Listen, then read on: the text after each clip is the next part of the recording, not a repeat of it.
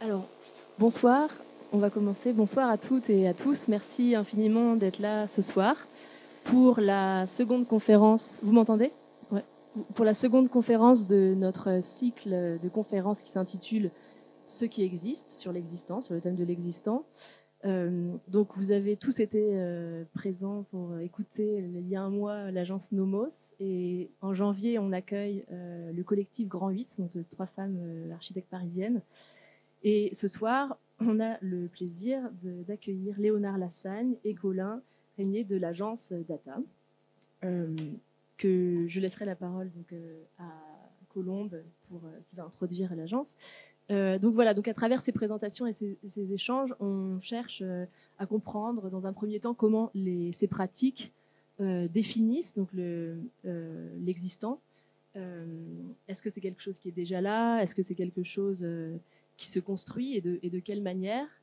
Et donc, quelque part, on essaie d'enquêter sur leur attitude vis-à-vis de l'existant et sur les processus qu'ils et elles mettent en place pour faire projet à partir de l'existant. Donc voilà, est-ce que l'existence est une matière à activer, à protéger, à révéler, ou encore est-ce un outil pour faire projet? Donc voilà un peu les questions qu'on se pose dans ce cycle de conférences qui est donc organisé par l'équipe des conférences. Donc en particulier, merci donc, aux étudiants Labib, Maya et Colombe. Et donc ce cycle est pensé avec les curateurs de la White Week 2025, donc Marcos Rojo et Antoine Santiard. Donc, cette White Week s'intitule Ce qui existe et donc aura lieu en février 2025 et est ouverte à toutes et à tous. Voilà, et on remercie aussi Paola Scaramuzza, qui est donc enseignante, chercheuse et docteur en conservation du patrimoine, qui nous soutient et qui est ici présente en tant que répondante. Voilà, donc on est très content que vous soyez là, que vous ayez accepté l'invitation, et on a hâte de vous écouter. Et bonjour à tous. Donc aujourd'hui, nous recevons Colin Régnier, enseignant à l'école de Paris-Malaquais, et Léonard Lassagne, enseignant à Marne-la-Vallée. Et donc les deux architectes de l'agence Data pour une conférence intitulée Contradiction, pendant laquelle ils nous présenteront leurs pratiques et leurs réflexions en lien avec le thème de l'existant dans le cadre du cycle de conférences Ce qui existe, du coup. Fondée en 2010 à Paris par Léonard Lassagne et Colin Régnier, l'agence opère dans les champs de l'architecture, de l'urbanisme, du design et de la recherche. Avec leur équipe d'environ 20 collaborateurs, ils cherchent à concevoir des bâtiments essentiels, c'est-à-dire des projets spécifiques adaptés à leur usage et fonction, caractérisés par la simplicité de leur géométrie et de leur dispositif, et dont les principes reposent sur une forme d'analyse objective des contextes, environnement, donc site, programme, utilisateur, climat. Leur approche de la durabilité en architecture ne se veut pas technique ou normative, elle se transcrit plutôt par une recherche d'économie de moyens et une préoccupation constructive liée à l'évolutivité et la capacité de transformation des bâtiments. La conception s'apparente chez eux à une réduction perpétuelle du projet à ses fondamentaux, sans superflu. Élément par essence non réductible, la structure est pensée comme capable, génératrice, les bâtiments opérant alors à la manière d'infrastructures ouvertes et potentielles. Cette année, l'agence a été récompensée par plusieurs prix, notamment le prix de l'Équerre d'Argent ou encore le prix Eiffel de l'architecture. Bonsoir à toutes et à tous, merci de nous avoir invités. On est très content de pouvoir vous présenter notre travail dans le cadre de cette White Week, parce que je dirais que le thème qui a été retenu cette année, ce qui existe, je dirais qu'il a une résonance particulière pour nous, car je dirais que cet existant, c'est vraiment ce qu'on considère, nous, comme la matière première d'une grande partie des architectures que l'on développe à l'agence, et ce depuis nos débuts. Et c'est aussi un peu le point de départ d'une démarche qu'on va essayer de vous présenter à travers 4 projets qu'on a réalisés pendant ces 15 dernières années. Donc, je suis Léonard Lassagne, à ma gauche, Colin Régnier. Moi, j'ai été étudiant à Saint-Étienne puis à la Villette, diplômé en 2006. En 2006 également, Colin, après un passage à l'école Boulle, a été diplômé dans cette même école. Donc, c'est un ancien de l'école. Et on a travaillé pendant quelques années ensemble avec aussi d'autres personnes, au moins une autre personne que je vois ici, chez Christian Ovette, avec Émeric Lambert notamment. Et on a monté nos agences respectives à peu près au même moment, début 2010. Donc c'était aussi une génération qui prenait peut-être son envol à ce moment-là. Et donc ce qui existe pour nous, voilà, c'est cette idée de cet existant comme matière première pour développer des architectures. Et ce que je dirais peut-être, c'est que aujourd'hui, plus que jamais, l'accélération des changements climatiques, sociaux, les évolutions technologiques, toutes ces inquiétantes incertitudes et aussi peut-être la fin d'une forme d'optimisme béat qui a été celui de nos parents et du moment de notre naissance, des gens qui sont nés peut-être dans les années 80, nous oblige probablement à reconsidérer un certain nombre de présupposés, notamment constructifs, et à balayer nos certitudes pour revenir vers une forme voilà, d'essentiel, un retour un peu aux fondamentaux, où la question constructive revient au centre du jeu et des préoccupations.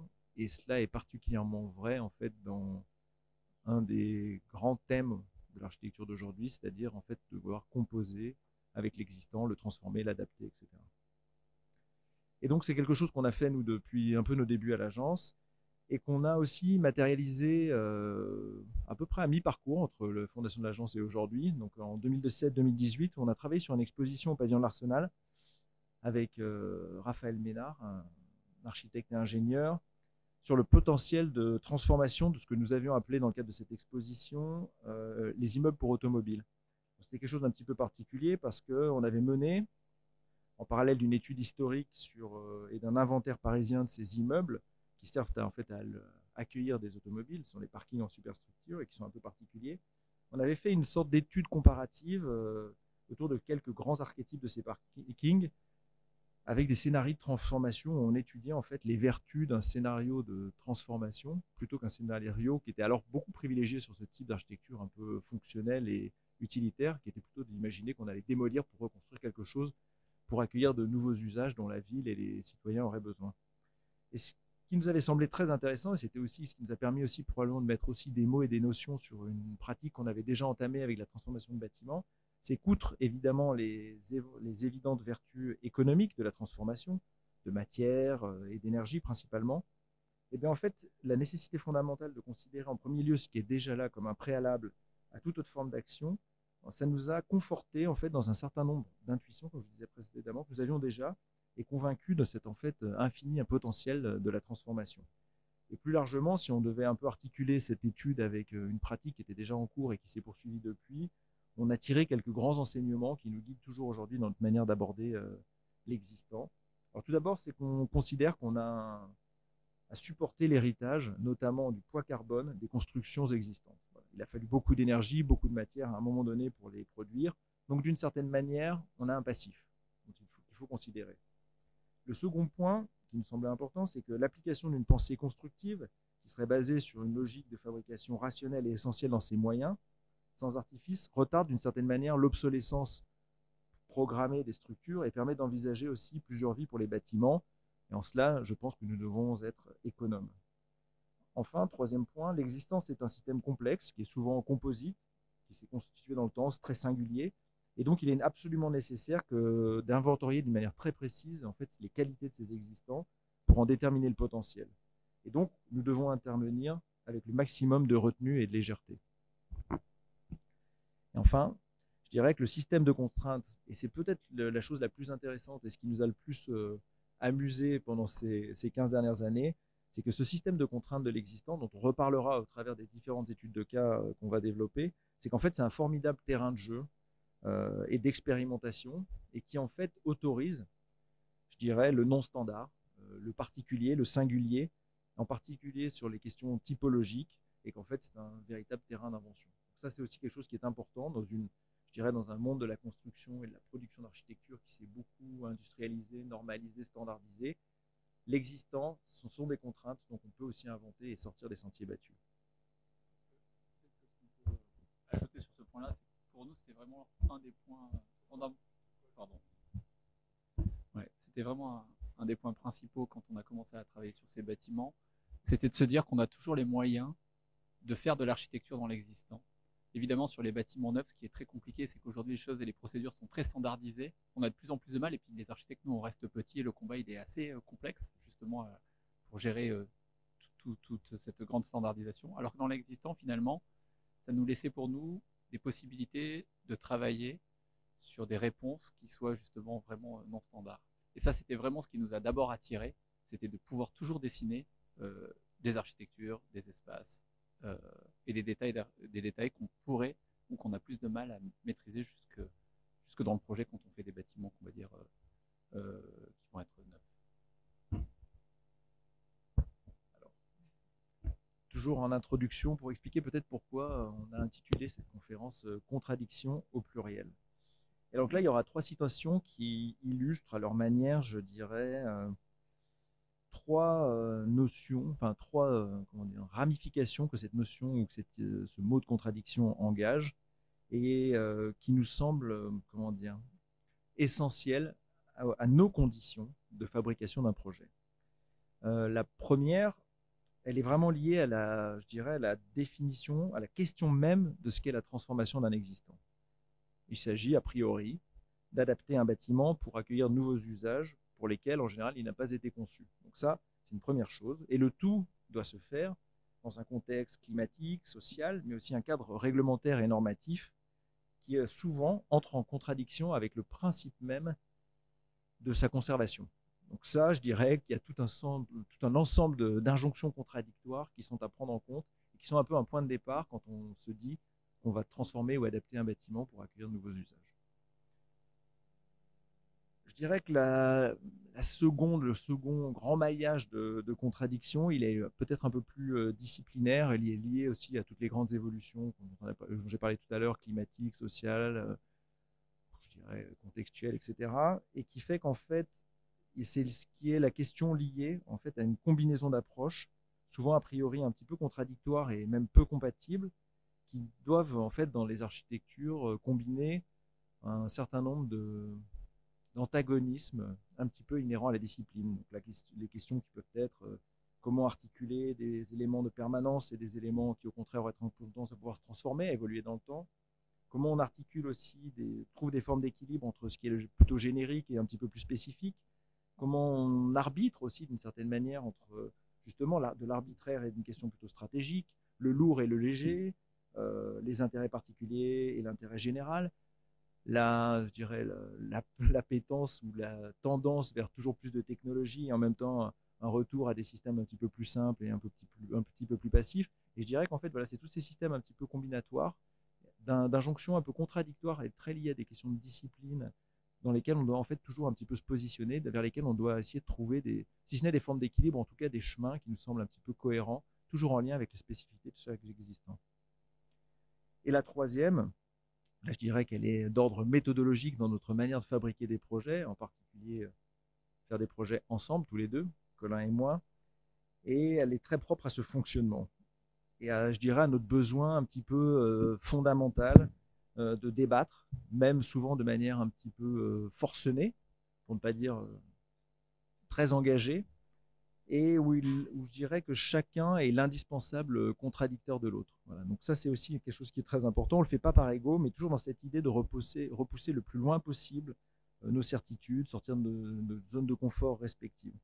Et au final, et c'est pour ça que on a choisi cette citation, ce qui nous réunit ne sont pas tant les questions de forme, de matériaux ou d'autres, mais c'est plutôt qu'en fait, on est tous les deux toujours absolument guidés par le fait de penser ce que l'on dessine comme pouvant être construit. C'est vraiment cette idée de pensée constructive qui nous réunit et qui fait qu'en fait, en général, on finit par trouver un terrain d'entente. C'est ce qui nous rassemble. Mais rien d'autre nous réunit après. Hein. C'est vraiment le seul point. Sur le reste, on est opposés sur tout. Oui. C'est un petit peu vrai. Donc le premier projet qu'on va vous présenter, c'est un des tout premiers projets qu'on a fait à l'agence. On a dû commencer à travailler de mémoire en 2012 et on l'a terminé en 2016. C'était un tout petit projet. Et là, c'est vraiment un exercice un peu particulier parce qu'il s'agit vraiment d'un petit outil scénographique avec un dispositif de volume,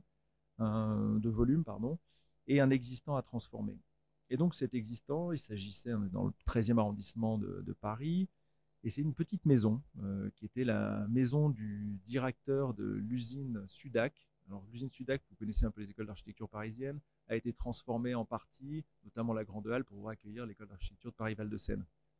Voilà. Je ne parlerai pas de la qualité de ce projet-là, Néanmoins, il y a une petite maison qui est posée devant, qu'on oublie un petit peu, parce qu'elle est très très incongrue, une sorte de petite maison un petit peu bourgeoise, voilà, qui est comme ça. Et pour des raisons assez mystérieuses, alors qu'elle rentrait en contradiction totale avec, je dirais, les grands plans d'urbanisme de Paris-Rive-Gauche, de maintenant c'est constitué, elle a été sauvegardée, et je dirais même un peu miraculeusement entretenue.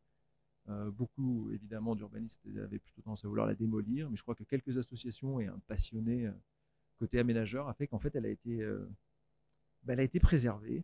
Et elle a été préservée d'une manière un petit peu étrange. C'est-à-dire qu'en fait, cette maison-là, vu de l'extérieur, elle était absolument nickel.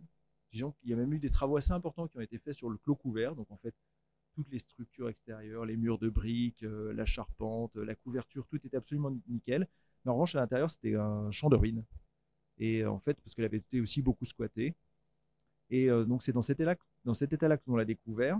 Et donc la question posée, parce qu'il s'agissait d'en faire la maison des projets de Paris-Rive-Gauche, c'était comment on en fait une sorte de poste un petit peu avancé de cette ZAC qui avait vocation un jour à s'étendre aussi un petit peu plus en allant vers Ivry, parce qu'on est vraiment à la frontière un petit peu des territoires. On est même quasiment presque contigu au pont national qui est le boulevard des Maréchaux, le boulevard périphérique est juste derrière.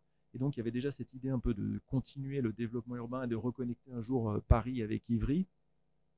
Et donc l'idée de la CEMAPA était un peu vague. On voudrait en faire un lieu d'exposition, on voudrait en faire un lieu aussi qui permette de parler du territoire qu'on aménage. On voudrait aussi en faire un lieu dans lequel on pourrait faire des expositions permanentes, des expositions temporaires, un lieu dans lequel on pourrait faire des jurys de concours, etc. Et donc en fait, ils voulaient faire énormément de choses, sauf qu'ils avaient peut-être oublié que cette maison était absolument microscopique et que ces contraintes même faisaient qu'il allait falloir l'imaginer un peu à la manière d'un petit outil ou d'une petite machine afin d'avoir, je dirais, un maximum de réponses possibles à un programme qui, il faut l'avouer, était quand même très flou. Et l'histoire de ce projet vous confirmera que c'était tellement flou que finalement, ils ne l'ont jamais vraiment utilisé. Bon, ça, c'est un petit peu la limite de l'exercice. Mais néanmoins, il y avait quand même un peu cette idée un peu étrange, voilà, d'une grande indéfinition programmatique, d'un certain nombre d'intuitions, mais ensuite d'une incapacité totale à s'en occuper correctement. Et donc, on l'a conçu, nous, à la manière, je dirais, d'un support un peu fonctionnel ou technique qui serait mis à disposition de la CEMAPA et de ses différents visiteurs. Par visiteur, ça peut être vous êtes une école, vous allez visiter Paris-Rive-Gauche ou une école étrangère. Vous allez ici, vous récupérez un certain nombre d'informations. Il y a plein de supports qui sont mis à votre disposition justement pour acquérir de l'information. Et l'idée après, c'est que comme ce territoire est en train un peu de se construire sous vos yeux, vous allez ensuite vous promener sur le territoire, découvrir les différents projets, les différentes grandes phases de cet immense projet qui se poursuit toujours et qui est depuis quand même quasiment plus de 3 décennies. Et donc on l'a imaginé comme ça, un peu comme une sorte de boîte un peu magique, une boîte un peu outil, où on a essayé de concentrer au maximum sur une bande arrière l'ensemble des espaces un petit peu servants d'un tel lieu, c'est-à-dire escalier, ascenseur, vraiment réduit à portion congrue, un sanitaire, et ensuite de voir quel dispositif on pourrait mettre en œuvre. Donc je l'ai dit tout à l'heure, tous les murs et les planchers à l'intérieur sont irrécupérables, tout s'effondre, il n'y a aucune capacité structurelle, donc on s'est dit, ok, on a une grande enveloppe, on a une grande boîte vide, et en fait à l'intérieur on va mettre en place un dispositif scénographique et technique un peu particulier. Parce que je ne l'ai pas dit aussi, c'est que la CEMAPA, dans ses grandes qualités de vision et d'ambition sur le site, avait aussi prévu, parce qu'ils ont une très très grande maquette qui montre en fait tout leur territoire. Et donc ils avaient dit, il faut faire plein de choses au rez-de-chaussée, on accueille des délégations, il y a plein de gens qui peuvent venir du monde entier, et il faut aussi qu'on installe cette maquette, mais cette maquette-là, comme vous pouvez le voir sur ce plan-là qui est projeté, en fait elle prend quasiment le tiers de la surface. Donc c'est tout petit, ça fait peut-être, je ne sais plus de mémoire, peut-être 80 mètres carrés tout juste au sol, et en plus il faut cette maquette immense au milieu. Et donc on s'est dit qu'on allait probablement avoir beaucoup de mal, et donc ce qu'on a mis au point, c'est un dispositif en fait dans lequel, pour pouvoir rendre la chose la plus utile possible, en fait la maquette, elle monte et elle descend, elle se loge dans le plafond. Et l'autre problématique qu'il y avait aussi, c'était de se dire qu'en fait on ne sait pas très bien ce qu'ils vont en faire, et si on contrôle tout ce bâtiment d'un point de vue technique, technologique, etc., on va probablement aboutir à un projet assez lourd, dont en fait on n'est pas certain véritablement de la destination. Donc ce qu'on leur a proposé, et qu'ils ont bizarrement accepté, mais je pense qu'ils l'ont peut-être un peu regretté plus tard, c'est de leur dire en fait, on va considérer que vous avez un très grand volume libre. Nous, on va juste accrocher dans ce volume libre une sorte de rondelle en verre qui se balade, et dans cette rondelle en verre, en fait, il y a la seule pièce qu'on va contrôler climatiquement. Tout le reste, en fait, il fait très chaud ou très froid, c'est pas notre problématique. Le seul endroit de toute façon où vous avez vocation à rester, c'est dans cet espace intermédiaire. Et donc on leur a dit, ça on le contrôle, donc on limite la technique vraiment au maximum, le reste on est dans le très grand volume, et en fait on libère tout cela. Bon, il s'avère que c'était quand même relativement complexe, parce que finalement une toute petite maison comme ça a engagé quand même beaucoup de questions de savoir aussi comment on accueillait aussi une partie de cette technique. On est aussi en zone partiellement inondable, donc il a fallu aussi excaver en partie le terrain. Suspendre en porte-à-faux une sorte de rondelle en verre impose quand même d'avoir une sorte de charpente métallique relativement complexe qui s'accroche. Ensuite, il y a aussi toute la capacité aussi à créer une sorte de paroi vitrée cintrée. Enfin, tout ça était quand même très très élaboré pour un tout petit projet.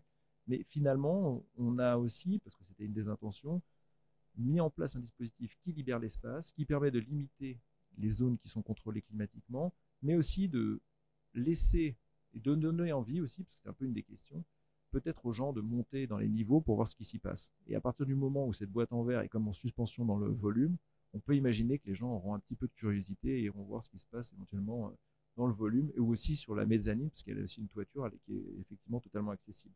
Donc on voit ici ce dispositif avec cette sorte de plancher très épais, dans laquelle, en fait, par un simple système de treuil assez élémentaire, en fait, on a la maquette qui monte et qui descend.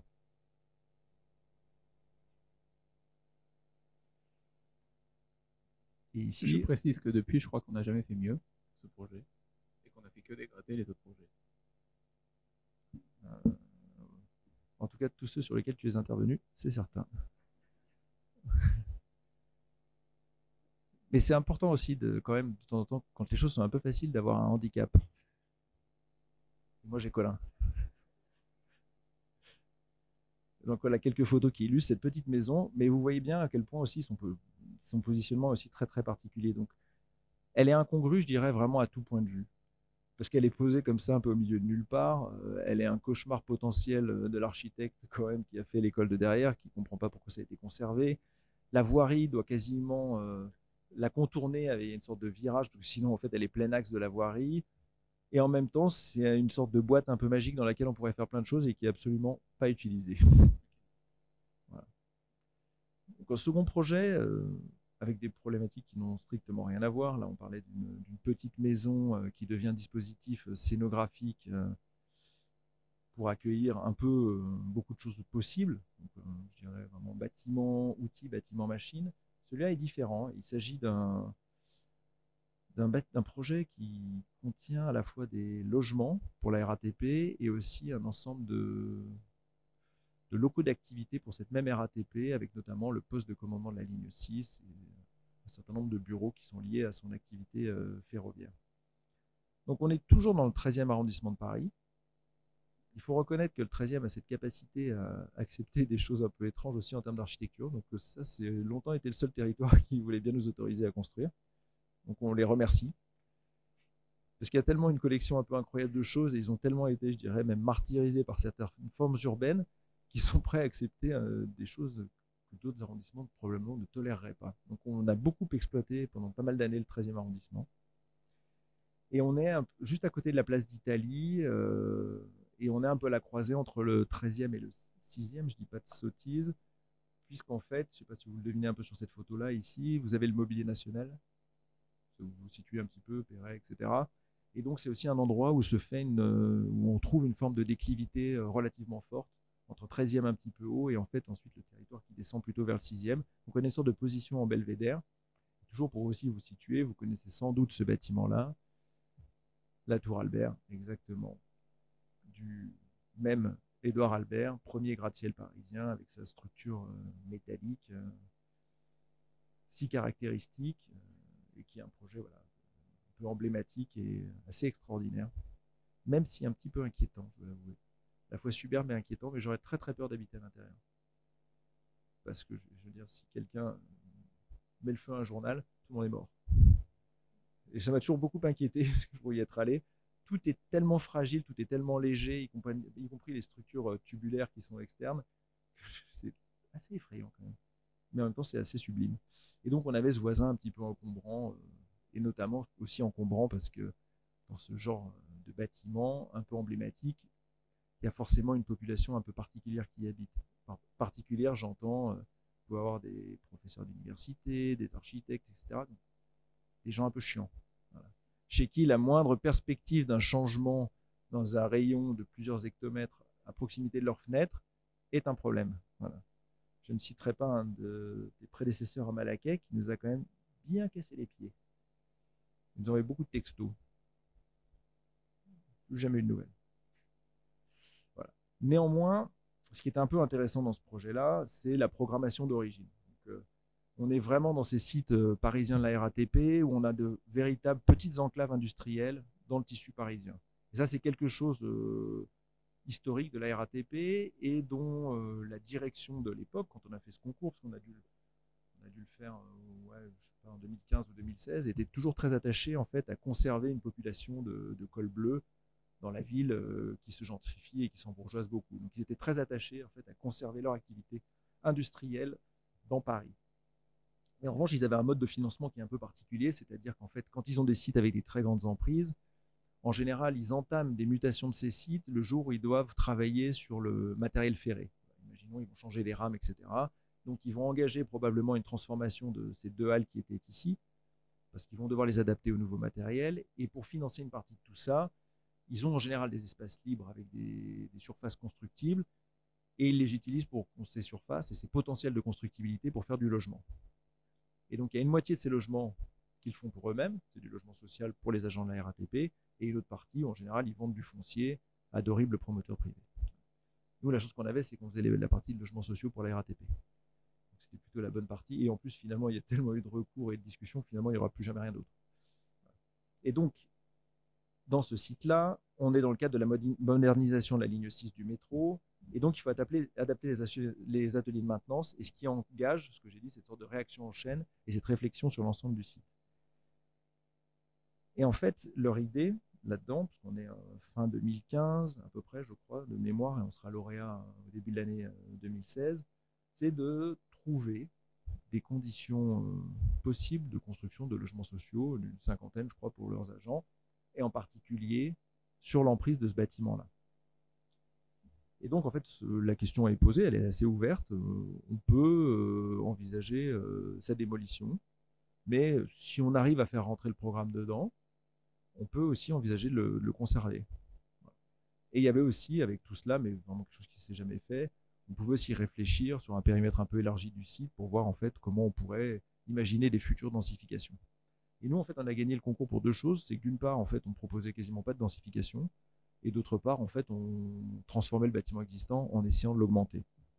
Parce que dès le début, je dirais que cet existant, qui est un peu particulier, qui est ce bâtiment-là, on a considéré, parce qu'il s'agissait d'un bâtiment de bureau des années 60-70, je dirais de facture relativement ordinaire, il n'avait rien de vraiment particulier, mais en même temps, il avait une sorte de structure capable, très efficace. Voilà, une trame structurelle bien réglée, des hauteurs libres, forcément plutôt qualitatives, parce qu'il s'agissait quand même d'un bâtiment d'activité, donc c'est plutôt intéressant dans le cadre où on transformait dans des logements, ça permettrait par exemple d'avoir des logements avec de grandes hauteurs. Donc cette trame efficace, et on le voit aussi sur cette image, une enveloppe très légère.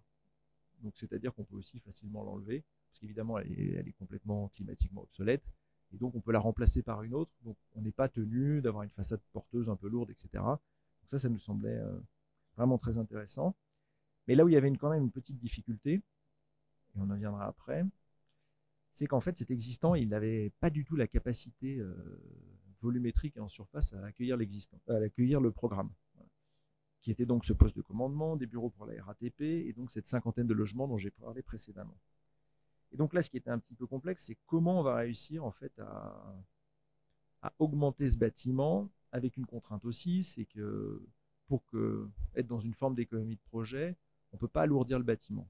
C'est compliqué parce qu'il faut augmenter le programme de quasiment 50%, parce que ça faisait un peu plus de 3000 m², il faut arriver à un peu plus de 5000. Ça fait quand même une augmentation importante des surfaces, et en même temps, il ne faut pas que le bâtiment devienne beaucoup plus lourd, sinon on va devoir intervenir de manière très importante sur les fondations existantes, et on va être un peu gêné. Et donc là, ce qui était un peu intéressant, c'est donc à partir de cette trame réglée, c'est qu'on a essayé de trouver des systèmes d'augmentation un peu légères, c'est ce qu'on voit notamment avec ces images du chantier, du moment de la construction.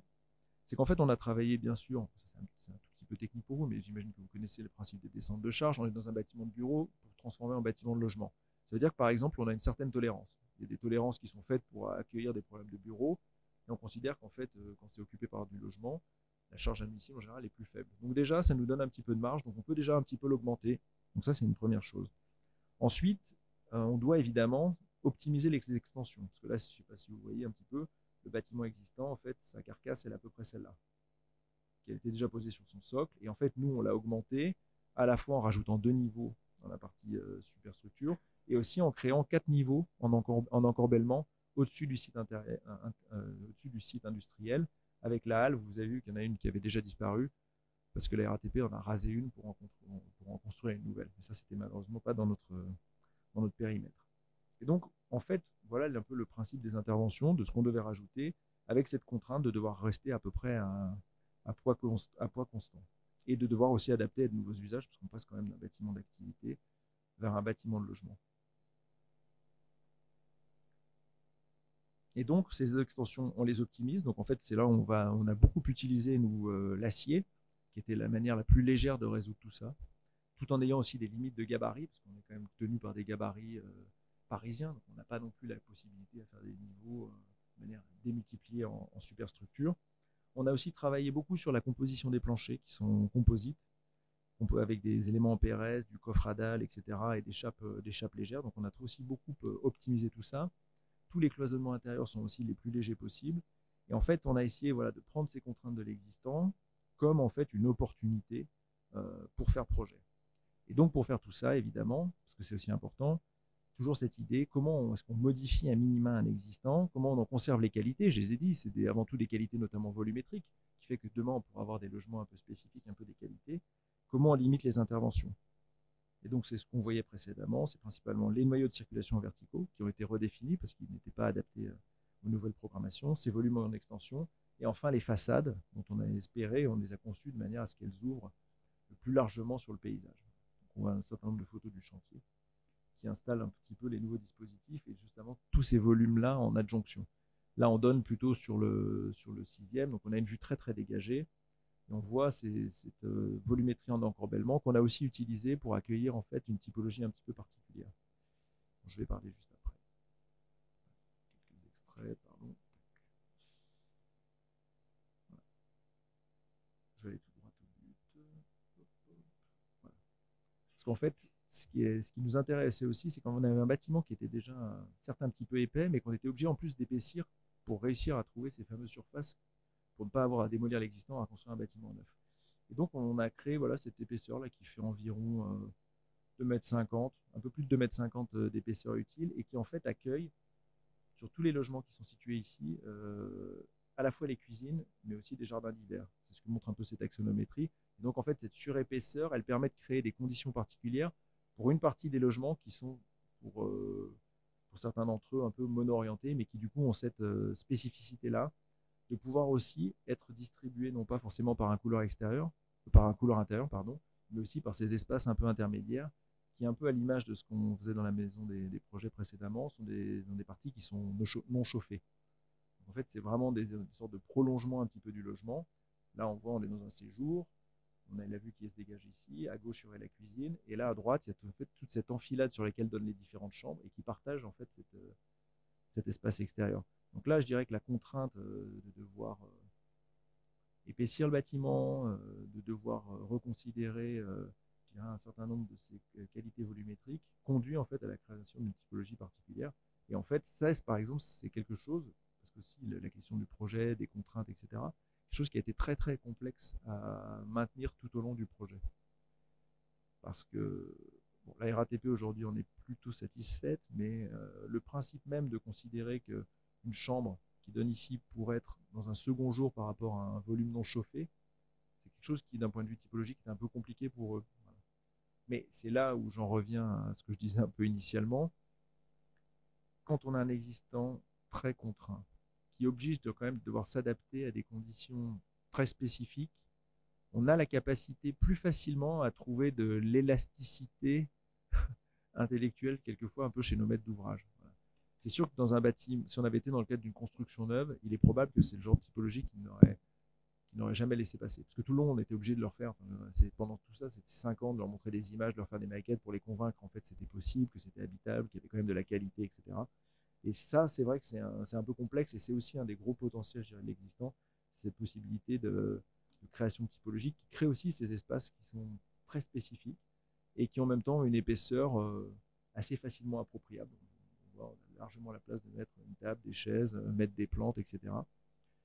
On n'a pas fait l'exercice, mais ça aurait été amusant parce qu'on est retourné après parce qu'on avait quelques petits problèmes sur cette opération, donc on a dû retourner voir pas mal de logements. Et c'est, oui, comme tous les projets. C'est très amusant la manière dont les gens se sont saisis de cet espace-là.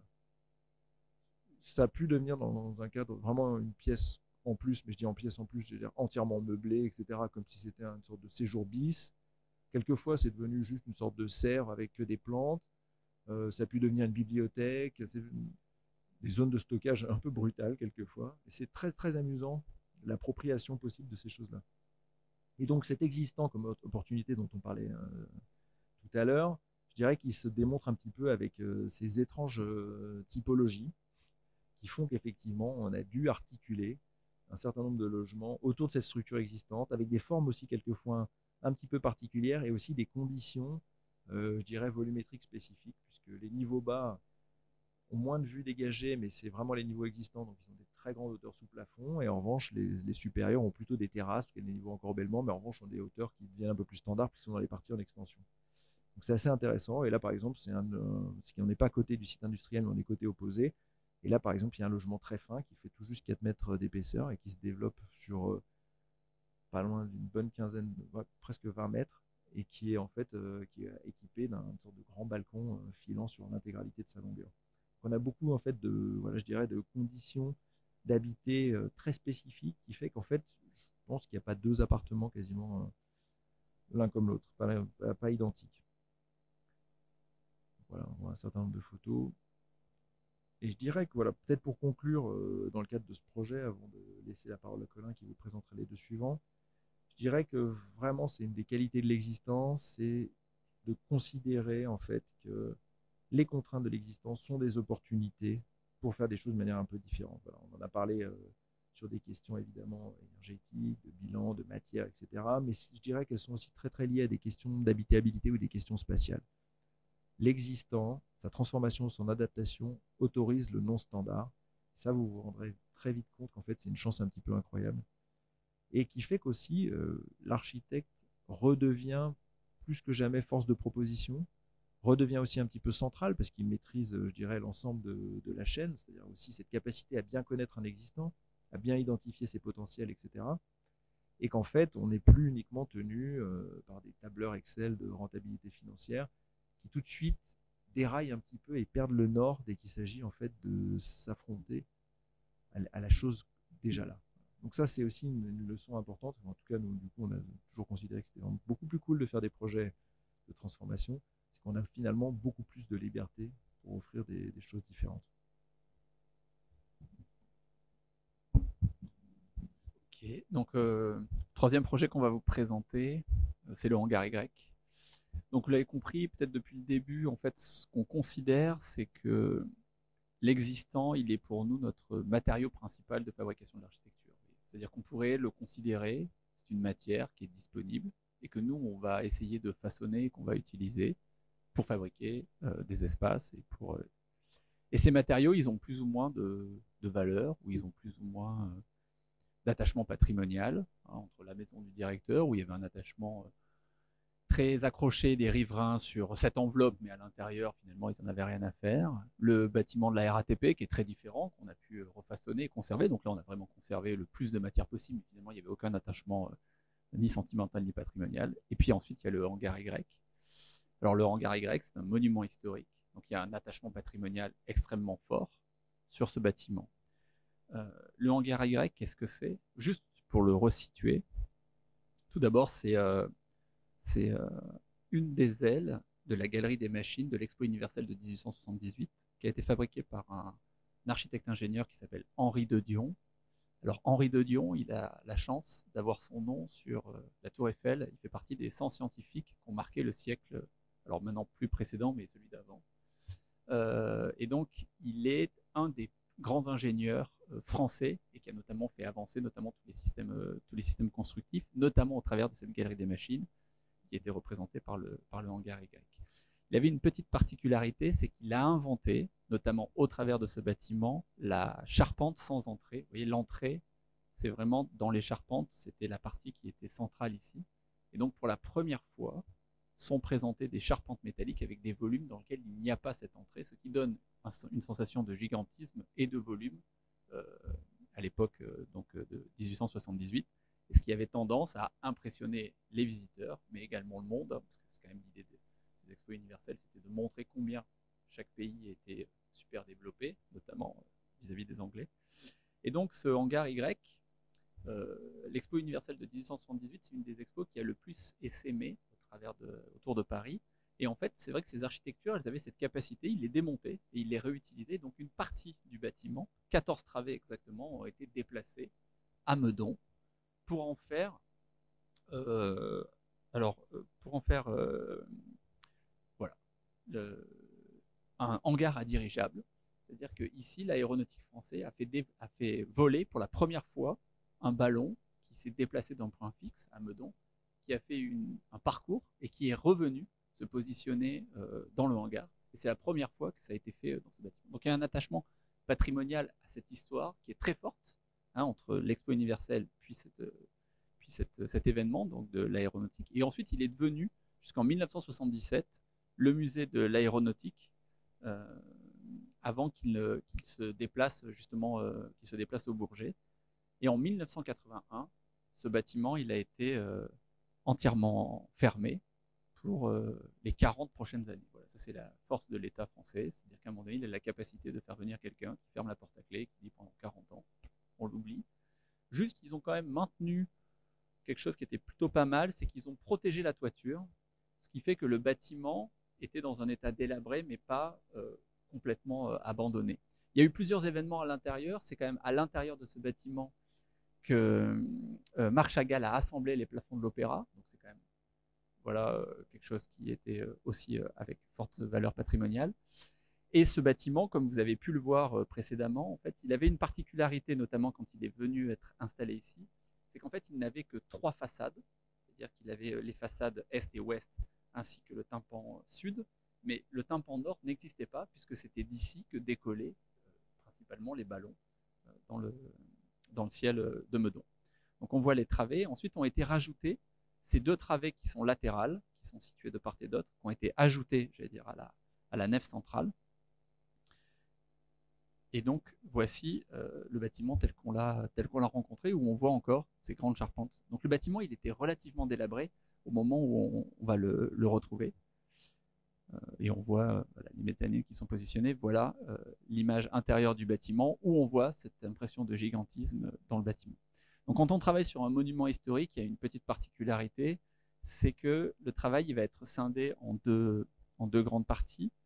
Il y a un architecte des monuments historiques, qui est ACMH, qui est Lefebvre, qui était associé de Max Arthur Gabet, qui va s'occuper de tout ce qui va être l'enveloppe et tout ce qui va toucher proprement au bâtiment et qui va être donc dans un travail de restitution. Nous, le concours d'architecture portait sur la transformation de ce bâtiment par la création de mezzanines, ainsi que la fabrication d'un nouveau tympan, on va dire nord, qui va venir clore le bâtiment et qu'on va pouvoir redessiner pour en faire un centre culturel, donc qui va être porté par une fondation qui est Art Explora. Art Explora, c'est la fondation d'un mécène qui détient notamment Beaux-Arts Magazine et qui fait tout un tas d'événements et qui souhaite se servir de ce lieu pour en faire un lieu d'exposition et aussi son lieu de représentation pour sa fondation. Donc ce travail, il est assez complexe et il est limité donc à ces 2 grandes mezzanines, mais il est aussi sur ce travail en énorme concertation avec les services de la DRAC pour savoir ce que nous allons faire sur ce tympan nord, à savoir qu'il y avait des prérogatives, alors qu'on ne nous avait pas donné initialement au concours, hein, donc le travail a beaucoup changé, c'est-à-dire qu'on a gagné un concours avec l'image d'une façade, et finalement quand on est arrivé pour présenter ça à la DRAC, on nous a dit bah, c'est super, mais c'est pas ça que vous allez faire.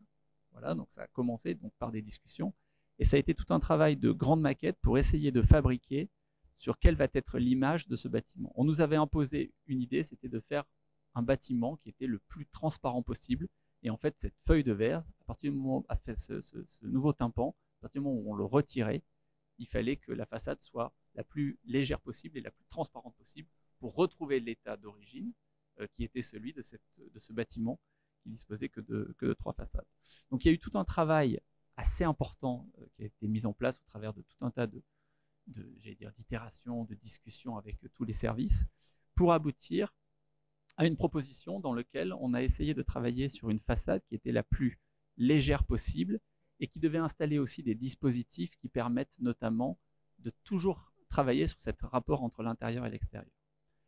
La petite spécificité aussi qu'on va voir sur ce bâtiment, c'est que ce bâtiment, toutes les interventions qu'on devait faire, c'est que quand vous êtes monument historique, tout est monument historique. C'est savoir que même ce qui est dans le sol, les fondations sont monuments historiques.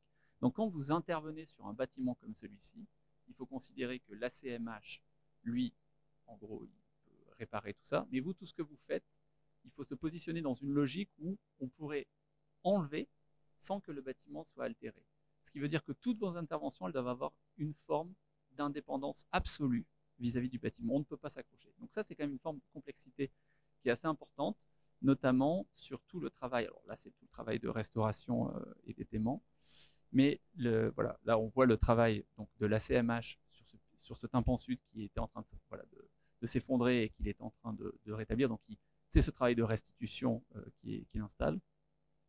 Et donc, voilà, sur le travail de ces fondations, donc ces fondations, celles qu'on a découvertes, ces fondations, elles sont monuments historiques. Et évidemment, notre travail devait être en totale indépendance vis-à-vis du projet. Et donc, on a travaillé sur un dispositif pour venir installer des mezzanines qui viennent se mettre comme une forme de diapason et enjamber les fondations de manière à ce que les poteaux de la nouvelle structure que nous puissions venir installer puissent être en concordance avec la structure existante tout en se déportant des structures. Donc, ce travail d'architecture, il est assez complexe parce qu'il va venir installer un dispositif, un détail d'architecture qui sera forcément à la fin qu'on ne verra pas. Donc, on voit les poteaux, la manière dont on est venu les installer. Voilà. Et donc, pour venir installer les poteaux qui viennent se mettre parfaitement dans l'alignement de ces structures, on est obligé de venir enjamber les fondations et donc de fabriquer un détail qui sera caché, qu'on peut imaginer. On ne vient pas altérer les fondations tout en conservant la trame historique du bâtiment. Et donc, on voit que nos interventions viennent se glisser entre les structures existantes et disparaître. Le travail sur la façade, c'est celui qui nous a demandé le plus de complexité. L'idée étant que cette façade, elle fait à peu près 22 mètres au faîtage, elle est quand même assez large, elle doit faire à peu près 30 mètres de large. Donc c'est quand même une façade qui fait 350 mètres carrés et donc a une prise au vent qui est extrêmement forte. Cette façade, elle ne peut pas être prise, elle ne peut pas être solidaire du bâtiment. Et donc il faut trouver des dispositifs constructifs qui lui permettent de lui donner une forme d'autonomie absolue vis-à-vis du bâtiment, tout en conservant cette idée que nous portions depuis le début du projet, à savoir que le bâtiment devait être le plus transparent possible.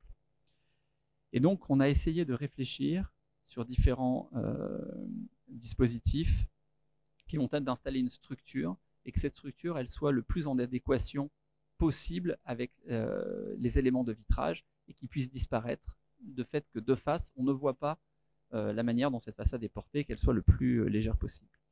On a quand même eu le droit, parce qu'il était quand même devenu assez compliqué, de venir toucher 2 points de la structure existante par boulonnage qui permettent d'être retirés si un jour voilà, on estime que le bâtiment, enfin en tout cas si nous ne survivons pas au bâtiment, donc ça peut être déboulonné et la façade entièrement retirée, parce qu'au final on avait du mal à justifier. Donc on est venu installer cette grande poutre au vent, vous voyez, qui est venue fixer par ces 2 points qui vient de s'accrocher à la structure existante du bâtiment, et ensuite tout le bâtiment est fondé par lui-même.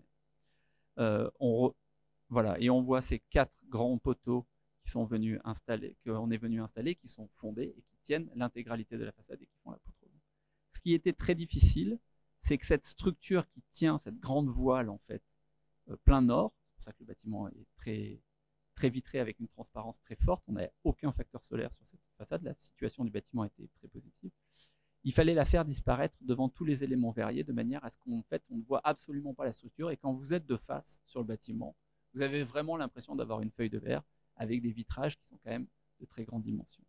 L'oculus central qu'on est venu installer au milieu de ce bâtiment, en fait, il a une particularité, c'est alors évidemment, il y a un rappel de ce qu'étaient les ballons, l'aéronautique et tout ça, mais pour nous, il était très important de venir installer dans cette grande ossature constructive un dispositif qui donne aussi un peu l'échelle du bâtiment et de venir perturber un peu ces grandes lignes qu'on était venu installer pour que le bâtiment puisse venir contenir ce volume. L'autre point, un peu particulier, c'était le travail entre l'intérieur et l'extérieur, même si vous avez une façade de verre, c'était d'essayer de trouver ce rapport à la façade qui était ouverte, et on est venu installer ces très grandes portes, vous voyez, qui font à peu près 11 mètres de haut par 5,50 mètres de large. Donc, ce sont vraiment de très grandes portes qui permettent au bâtiment de s'ouvrir largement vers le jardin. Et ces portes, initialement, on avait prévu, vous l'avez vu sur la maquette initialement, elles étaient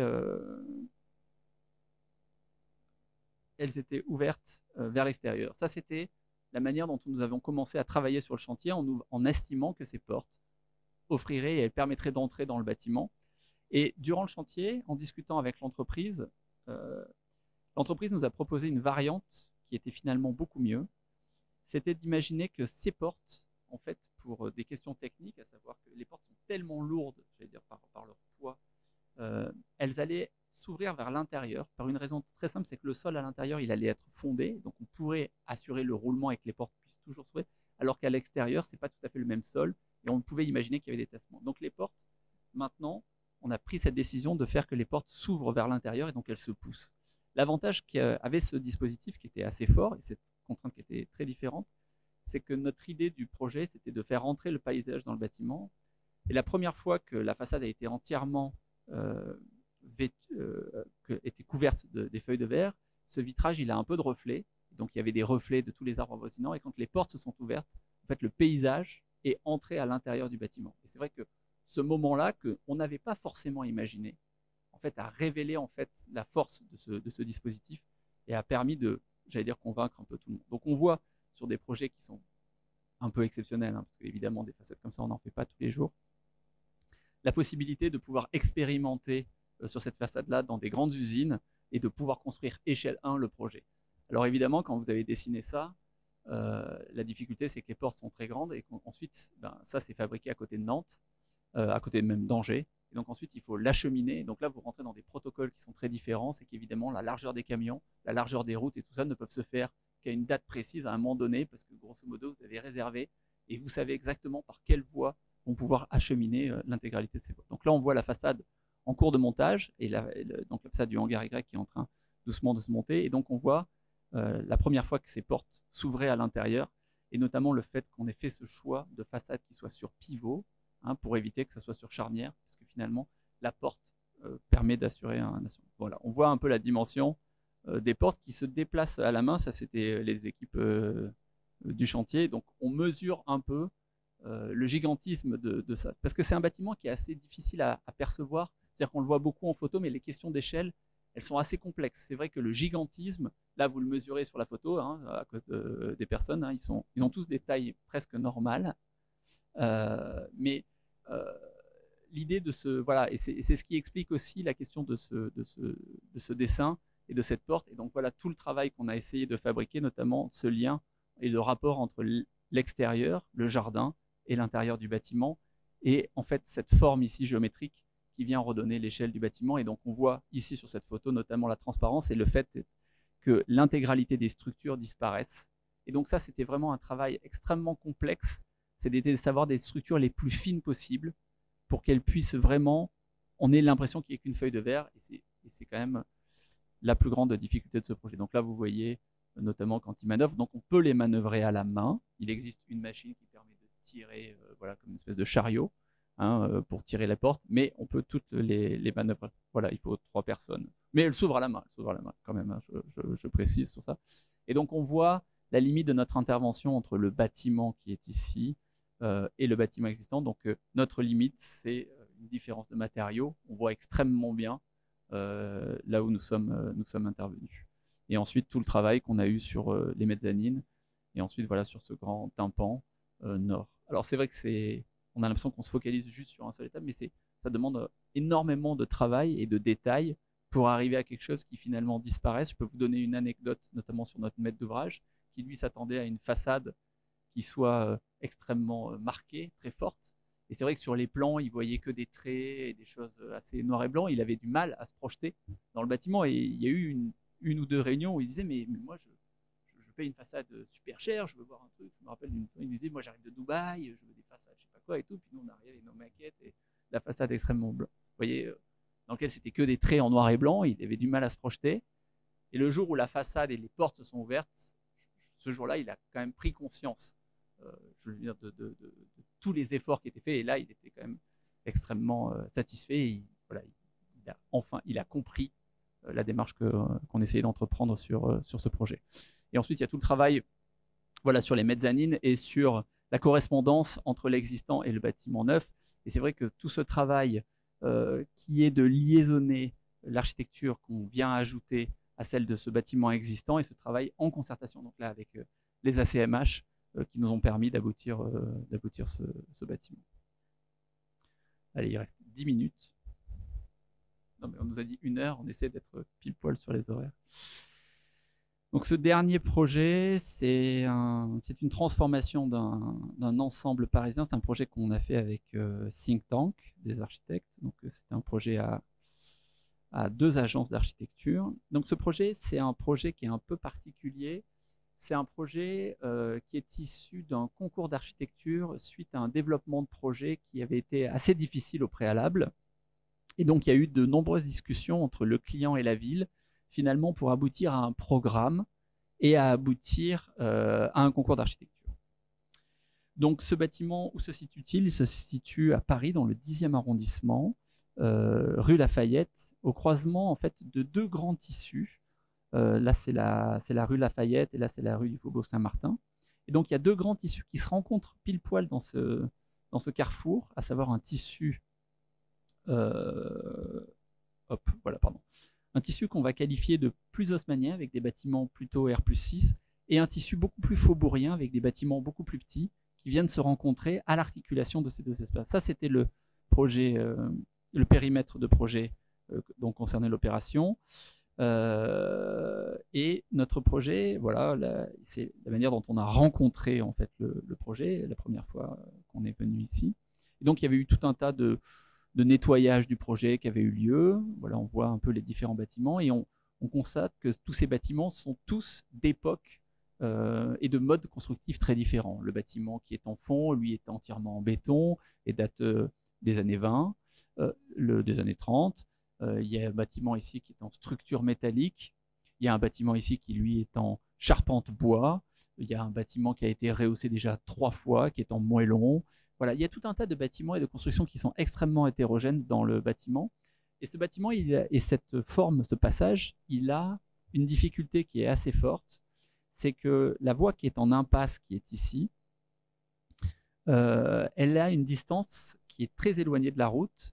Et donc, pour pouvoir protéger ce bâtiment, les pompiers demandent la démolition de toute cette partie-là pour faire ce qu'on appelle une aire de retournement. Voilà, c'est-à-dire que le camion de pompiers doit entrer dans l'air, pouvoir défendre le bâtiment, se retourner et repartir. Donc ça, c'est une contrainte assez forte du projet qu'on a initialement dans le projet. Et donc, on voit tous ces bâtiments et toutes ces contraintes, on les voit, voilà, donc la charpente bois, le bâtiment qui est en béton, avec des renforcements successifs qui ont eu lieu dans le bâtiment, entre le bois, le métal. C'est toute la particularité, j'allais dire, des bâtiments qu'on doit transformer, c'est qu'ils ont un héritage et que cet héritage, déjà, au début du projet, qu'est-ce que vous avez en main, qu'est-ce que vous pouvez voir. Ensuite, il y a aussi qu'est-ce que vous allez, durant le chantier, découvrir, parce qu'il y a toute une partie de choses que vous allez découvrir, dont vous n'avez pas connaissance. Et ça, c'est la très grande difficulté de la transformation. Voilà, on part quand même de cette situation-là, qui n'est pas très simple, et on vous demande, évidemment, il y a des bâtiments qui sont protégés, on vous demande de conserver le maximum. Donc, ce qu'on fait, c'est qu'il y a des bâtiments, donc les bâtiments qui sont devant, alors ça, c'est un bâtiment, un espèce de hangar en métal, donc on pouvait démolir, voilà, une supérette. Et le bâtiment qui est ici, celui-ci, il a un arrêté de péril. Ça, c'est la manière dont on l'encontre. C'est un bâtiment qui était assez bien, un petit bâtiment faubourien qui était assez joli. Il y a un arrêté de péril pour des raisons. Voilà, il a été ruiné, il a été vraiment extrêmement démoli. Alors, les raisons pour lesquelles il a été comme ça, je ne peux pas les dire. Et il était aujourd'hui instable. Pour vous donner un exemple, il y a eu le GIGN qui est venu juste avant le chantier faire un test en lieu non sécurisé. Ils sont rentrés à l'intérieur pour essayer de faire comme s'il y avait une prise d'otage ou je sais pas quoi dans un bâtiment qui est instable pour former les équipes à essayer de repérer de ce que c'est qu'un bâtiment en difficulté, est-ce qu'il faut étayer, comment est-ce qu'on peut monter, tout ça. Bon. Moi, je suis jamais rentré dedans parce que je me suis toujours dit, voilà. Donc, on a pris le parti de dire, écoutez, ces bâtiments-là qui sont ici, nous, pas de problème pour les démolir. Et donc, on va essayer de conserver, voilà, on conserve à peu près tout le reste et on conserve à peu près 66% du bâtiment dans le projet. Donc, quelle va être notre stratégie d'intervention? C'est-à-dire que sur l'existant, ce qu'on essaie toujours de faire, c'est qu'on essaie de résoudre par des dispositifs architecturaux plusieurs problématiques. C'est-à-dire qu'il peut y avoir des dispositifs. Alors, la première question, c'est la question des usages. En 1, vous êtes architecte, vous devez fabriquer des usages. Donc, on essaie de répondre à cette problématique et de créer des espaces. La deuxième, elle pourrait être climatique. Comment est-ce qu'on améliore par nos dispositifs architecturaux des questions qui vont être de l'ordre du climat, isolées, mais des choses qui sont un peu plus larges. Et la troisième, elle va être de l'ordre qui va être normative, c'est-à-dire d'essayer de savoir, par exemple, sur ces questions de sécurité incendie, comment est-ce qu'on peut résoudre ces problèmes de... Donc, notre première clé, elle va être consacrée sur ce dispositif qu'on installe dans le fond du bâtiment. C'est-à-dire qu'on se dit, les pompiers, ils nous demandent une aire de retournement. Et donc, pourquoi est-ce qu'ils nous demandent ça? C'est parce qu'en fait, ils veulent faire rentrer un camion de pompiers. Donc, on décide de décortiquer le camion de pompier. Le camion de pompier, c'est quoi? C'est assez simple, en fait, c'est une échelle avec des roues et une pompe qui permet d'envoyer de l'eau. Les roues, on n'en a pas besoin parce que finalement, on se dit, le bâtiment, il est là, s'ils sont là, ils n'ont pas besoin de roues. Une échelle, on dit, OK, on va vous fabriquer 2 échelles, ce qu'on appelle des tours-pompiers. Et la pompe, on va vous mettre ici une borne incendie qui va permettre d'amener la pression. À partir de là, on définit une stratégie de projet un peu complexe qui nous permet de définir en fait cette espèce de double pot dans lequel il y a 2 tours-pompiers qui sont situés de part et d'autre, qui font une largeur de 3,50 m. Et entre, on décide de créer des plateaux. Ces plateaux, on se dit, ça va être des surfaces supplémentaires qui vont devenir aussi des espaces qui vont être climatiques. C'est-à-dire qu'à l'intérieur de ça, on va faire comme des espèces de jardins d'hiver qui vont permettre justement d'avoir des surfaces supplémentaires pour les bureaux, mais aussi de protéger les bureaux et de faire des espaces qu'on va dire tampons. Ça fait quoi? Ça fait que pour le concours, ça nous permet 2 grandes choses. Ça nous permet d'éviter de démolir les bâtiments qui sont ici et qui sont protégés sur quelques trames. Ça nous permet de créer de la surface qui est non réglementaire, parce que j'allais dire par les règles normatives de gabarit et tout ça. Et donc, on dispose dans notre poche, par rapport aux autres candidats, de surfaces supplémentaires. On arrive à créer, on a les mètres carrés dans l'existant qui sont déjà disponibles. Et ensuite, on peut s'interroger sur la forme urbaine qui est devant. L'idée était, ce qui était le principe du concours, de venir construire et de construire un gros bâtiment dedans qui permet de réunir en fait et de mettre les mètres carrés. Nous, finalement, par ces dispositifs, on a cette réserve de mètres carrés. Je compléterai, sur ce présupposé d'entrée, vas-y peut-être la diapo d'après, sur ce gros bâtiment d'entrée qui était un peu attendu. C'était un peu d'ailleurs un truc qui avait déjà été un peu concerté avec la direction de l'urbanisme et les différents services. En fait, on a essayé de le dessiner, mais c'était un bâtiment qui était un peu impossible à dessiner. Et donc, je pense que probablement par manque de talent et économie d'énergie, notre propre économie d'énergie, on a choisi de faire différemment. Parce qu'en fait, ce qui était un peu complexe, c'est qu'ils voulaient un très gros bâtiment. Ça, c'est une chose. Donc, ça aurait eu un impact sur la rue qui est déjà quand même un petit peu dure. La rue Lafayette, donc, si vous la connaissez, elle est très dure, très passante, etc. Il y a beaucoup de volume. Et il fallait en plus articuler ici l'accueil de logements sociaux et à côté, déjà des activités. Donc, déjà, c'est un bâtiment qui aurait logé 2 programmes, okay, côte à côte, donc un peu particulier. En plus, il fallait aussi trouver le moyen d'articuler les 2 tissus hétéroclites dont a parlé Colin, c'est-à-dire d'un côté le tissu haussmannien, donc des gabarits plus hauts, et de l'autre côté quelque chose de nettement plus bas qui s'articule un peu avec le tissu faubourien. Donc déjà, ça commence à faire un truc compliqué à dessiner. Et en plus, là-dedans, il était demandé aussi de faire un porche qui conduise le long de ce passage. Et donc, nous, on l'a beaucoup éprouvé en maquette, c'est un peu notre méthode. Et en fait, on n'est jamais arrivé à le dessiner. Et donc, comme on avait, par cette histoire de pompiers, réussi à moins démolir, conserver plus et créer des surfaces, on avait la possibilité en fait de créer une nouvelle figure de vent. Et donc finalement pour résoudre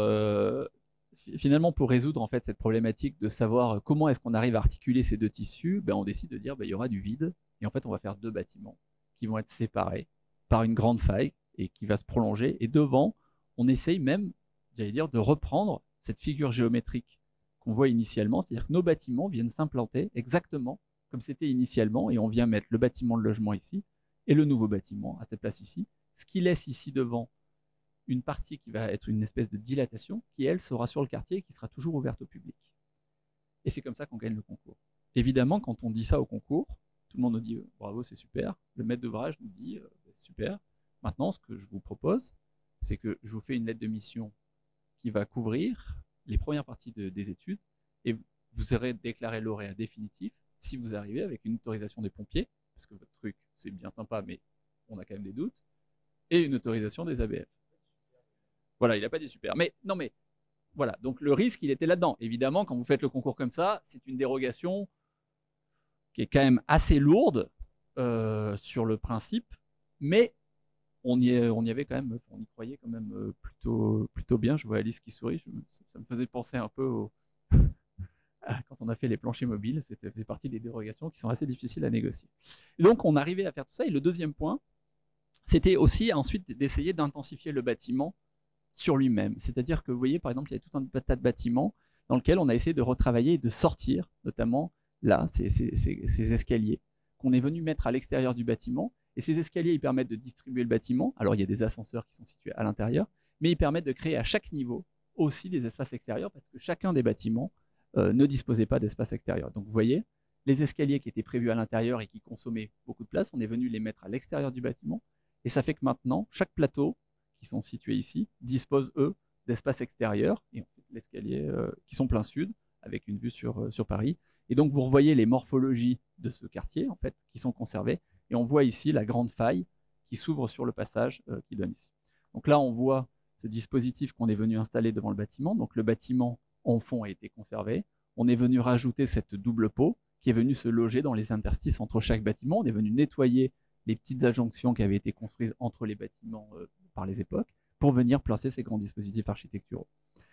Et donc, la particularité d'un chantier comme celui-ci, et la particularité de ce projet, c'est que ce qui est difficile dans l'existant, parce que nous, on considère comme vraiment très complexe, c'est qu'en fait, un bâtiment qui a un héritage et qui vient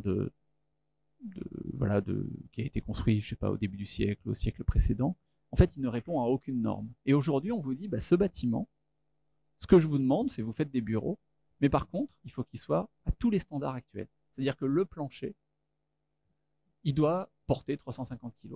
Évidemment, quand vous avez des planchers en bois comme ça, c'est impossible de justifier 350 kg. Vous voyez ? Et donc, il faut trouver. Donc, vous avez deux manières de travailler.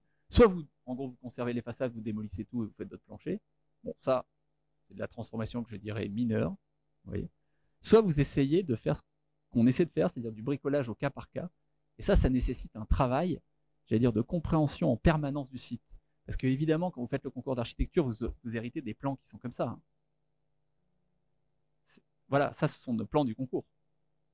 Et on vous dit, c'est quoi les mètres carrés, c'est quoi le prix, c'est ça le sujet. Et vous devez vous engager, et si vous ne le faites pas, là, s'est fait un peu de remonter les bretelles, parce qu'on dépassait de 0,28% les surfaces. Entre le concours et aujourd'hui, on était en dessous de 0,28%. Il nous manquait, je crois, 30 mètres carrés entre le concours et aujourd'hui. Donc, ça, on vous donne ça et on vous dit, bah, dis-moi ce que c'est, dis-moi combien ça coûte. Voilà. Alors que le bâtiment, c'est ça. Vous voyez, ou ça. Rien n'est droit. Et les hauteurs, c'est quoi? Vous voyez, on a eu tout un débat sur les tolérances, parce qu'ils avaient dit, ah, mais nous, les tolérances, c'est 1 cm. Ouais, mais la poutre, elle n'est pas à 1 cm. Vous voyez? Et ça, c'est vraiment une particularité. Et ça, je crois que c'est quelque chose qu'on doit rencontrer. C'est qu'aujourd'hui, comme le monde de la transformation est devenu très prégnant, tout le monde se met à ces questions-là, mais en réfléchissant comme si on faisait du neuf. Alors que la transformation, elle avait cette capacité, c'était que c'était le bâtiment qui guide, en fait. Ça, c'est super important de le comprendre. C'est-à-dire que c'est le bâtiment qui détermine le programme qu'on pourrait y faire dedans, et ensuite le coût. Vous voyez? En fait, on peut pas... Il y a 3 éléments pour faire de l'architecture. Vous avez, soit vous dites, j'ai un site, un programme, un budget. Si le site, il n'y a rien, vous dites, mon budget, mon programme, c'est ça, et vous construisez un bâtiment. Là, vous avez le bâtiment. On peut donner le programme, et ensuite, le coût, c'est vous qui le fixez. Ou alors, si vous dites, j'ai le bâtiment, je prends le coût, et vous dites, voilà le programme que je peux faire. Mais on ne peut pas faire les 3 en même temps. Donc ça, c'est assez compliqué à comprendre pour tout le monde, et notamment aussi les engagements d'imaginer que les standards du neuf doivent être appliqués dans l'existant. Et ça, c'est pas possible. Ça, c'est vraiment Ça, je pense qu'il y a une très grande éducation à faire sur les maîtres d'ouvrage et sur la manière de concevoir aussi un chantier, parce que ça nécessite du cas par cas, ça nécessite de l'aléa, et évidemment, vous devez en permanence découvrir et adapter vos situations que vous allez rencontrer. C'était 4 personnes à plein temps, nous, sur le chantier, en permanence. Ce qu'on a imaginé sur cette opération, c'est qu'il y avait en gros, on a 50% de visas, je ne sais pas si vous savez ce que c'est les visas, mais on a 50% de plus de visas qu'une opération normale. Voilà, parce que déjà, il y a 7 bâtiments. Ensuite, il y avait les logements qu'on devait installer. Alors, les logements, c'était des bâtiments neufs, c'est des bâtiments qui sont... Mais ils avaient une difficulté et une particularité. Alors, on reprend ce système de distribution par les façades avec les différentes pièces. Donc, ça, c'est un truc qu'on aime bien à l'agence parce que ça permet justement de faire que les pièces sont plus grandes et que les lumières sont ouvertes. Et ensuite, on a essayé de travailler aussi parce que, vous voyez, il y avait beaucoup de contraintes sur ce passage, parce que, à cause de ces questions de sécurité incendie, donc on ne pouvait pas imaginer faire des balcons. Et donc, on a fait ces grandes portes vitrées pour ces logements qui sont assez profonds, parce que le passage est assez étroit. Et donc, ces grandes portes vitrées font que tous les logements peuvent être quasiment extérieurs et donc disposent tous d'espaces qui peuvent s'ouvrir comme si vous avez des grands espaces extérieurs. Et ça permet aussi de faire entrer la lumière profondément dans le bâtiment. Et donc, parce que finalement, on trouvait que ce n'était pas suffisant, on a décidé d'expérimenter, comme sur le site, des modes constructifs très différents. C'est-à-dire que le bâtiment de logement, il est en construction bois CLT. Donc ça, on l'avait déjà expérimenté, poteau bois CLT et façade porteuse en béton. La façade en béton, elle nous permettait, préfabriquée, elle nous permettait notamment de venir installer ces grands ouvrants. Là, on n'avait pas essayé ce principe-là, ce sont des poteaux poutres en bois avec des planchers connectés, ce qui nous permettait d'avoir une charpente métallique extrêmement expressive sur le bâtiment et en bois, une charpente en bois, pardon, et qui permettait de venir articuler cette rotonde, notamment sur le quartier. Donc tout ce travail qui a été fait pour essayer de libérer le plus possible les plateaux. Et donc là, on voit tous ces dispositifs architecturaux qu'on est venu loger à chaque fois dans les interstices entre les bâtiments, et avec cette idée toujours la même, qui est celle de venir résoudre plusieurs problématiques, donc l'usage, monter et descendre, mais aussi proposer des espaces extérieurs. On voit à l'intérieur, voilà la manière dont on est venu travailler, et typiquement ce genre de détails, où pour venir assurer la charpente, on est venu installer des éléments métalliques qui viennent nous permettre d'assurer que cette nouvelle charpente respecte les standards actuels. Et donc, à chaque fois, c'est qu'un travail de couture et de cas par cas et de détails qui doit être fait. Et ce ne sont que des dispositifs architecturaux qu'on peut venir installer. Vous voyez, je prends ce petit exemple sur cette charpente en bois. En fait, ce qu'on est venu créer ici, c'est qu'on s'est servi de tous ces solivages bois pour servir de fond de coffrage, sur lequel on est venu couler une dalle en béton qui nous permettait de venir assurer la stabilité de l'ouvrage, sur lequel viennent reposer ces poteaux, tout en conservant l'intégralité de la charpente bois et que celle-ci soit toujours maintenue en l'état. Ça, c'est pas simple à décrire en chantier.